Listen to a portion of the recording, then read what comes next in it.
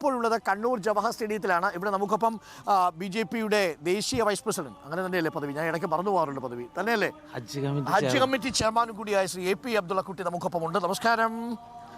എല്ലാ ദിവസവും രാവിലെ ഞാൻ താങ്കളെ ഒന്ന് ചില ദിവസങ്ങളിലൊക്കെ ഇങ്ങനെ വിളിച്ച് സംസാരിക്കണമെന്നൊക്കെ വിചാരിക്കും, പ്രത്യേകിച്ച് ഈ കേരള സ്റ്റോറിയൊക്കെ വരുന്നൊരു പശ്ചാത്തലത്തിൽ. പക്ഷേ ആ പ്രതികരണമൊന്നും ആ സമയത്ത് നേരിട്ട് കണ്ടില്ല. നമുക്കിന്ന് തുടങ്ങുമ്പോൾ ആദ്യ പ്രതികരണം അതിൽ നിന്നാവാം. ഈ പെരുന്നാളിൻ്റെ സമയത്ത് രാഷ്ട്രീയം വേണം? രാഷ്ട്രീയമല്ല, നമ്മൾ പ്രത്യേകിച്ച് ഒരു അസ്വസ്ഥത ഇങ്ങനെ പടരുന്നു എന്നൊരു പൊതുവെ ഒരു സംശയമുണ്ട്. അപ്പോൾ താങ്കളിൽ നിന്ന് കിട്ടിയ ഒരു വാക്ക് വളരെ മനോഹരമായിരിക്കും, ഒരുപക്ഷെ ആൾക്കാർ പ്രതീക്ഷിക്കുന്നുണ്ടാവും. കേരളത്തിൽ ഞങ്ങൾ ഉയർത്തിയിട്ടുള്ള വളരെ വളരെ സീരിയസ് ആയിട്ടുള്ള ചില ഇഷ്യൂസ് ഉണ്ട്.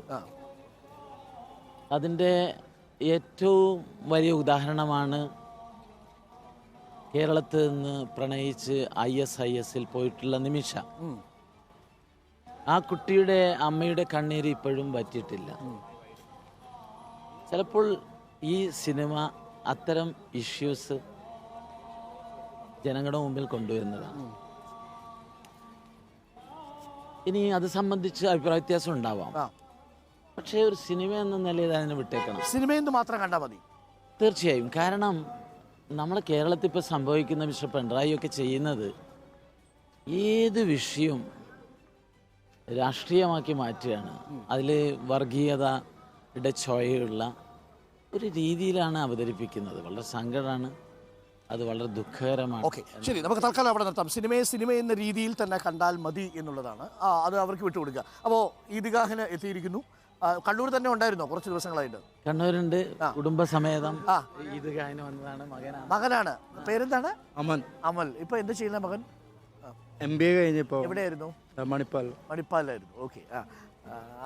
ടാപ്മീന്ന് MBA കഴിഞ്ഞിട്ട് അവിടെ തന്നെ ജോലിയും കിട്ടി. അപ്പൊ എല്ലാവർക്കും പെരുന്നാൾ ആശംസകൾ. വളരെ സമാധാനം. അല്ല, ഇന്ന് ഉച്ചയ്ക്ക് ശേഷം പെരുന്നാളിനും പ്രോഗ്രാമാണ്. നമ്മുടെ പ്രസിഡന്റ് K. സുരേന്ദ്രന്റെ നാട്ടിലേക്ക് വയനാട്ടിലേക്ക് പോകുന്നുണ്ട്. പെരുന്നാൾ ആഘോഷിച്ച് അങ്ങോട്ടേക്ക് പോകും. ഒരിക്കൽ കൂടി എല്ലാവർക്കും, റിപ്പോർട്ടർ ചാനലിനും ലോകത്തുള്ള എല്ലാ ഈദ്ഗാഹ് ആഘോഷിക്കുന്നവർക്കും സമാധാനത്തിൻ്റെ ഐശ്വര്യൻ്റെയും ഈദാശംസകൾ. Thank you. അപ്പോൾ ശ്രീ AP അബ്ദുള്ളക്കുട്ടിയാണ് നമുക്കൊപ്പം ചേർന്നത്. കേരള സ്റ്റോറി അടക്കമുള്ള വിഷയങ്ങൾ അദ്ദേഹത്തിൻ്റെ പ്രതികരണം നമ്മളിപ്പോൾ കേട്ടു. മുഖ്യമന്ത്രി അതിനെ വർഗീയവൽക്കരിക്കുന്നുവെന്നാണ് ശ്രമം. പക്ഷേ സിനിമയെക്കുറിച്ച് അദ്ദേഹത്തിന് സിനിമ എന്ന രീതിയിൽ മുന്നോട്ട് പോകട്ടെ എന്നും അത് ചില സത്യങ്ങൾ തുറന്നു കാട്ടുന്നു എന്നുമാണ് AP അബ്ദുള്ളക്കുട്ടി ഇപ്പോൾ നമ്മളോട് പ്രതികരിച്ചിരിക്കുന്നത്.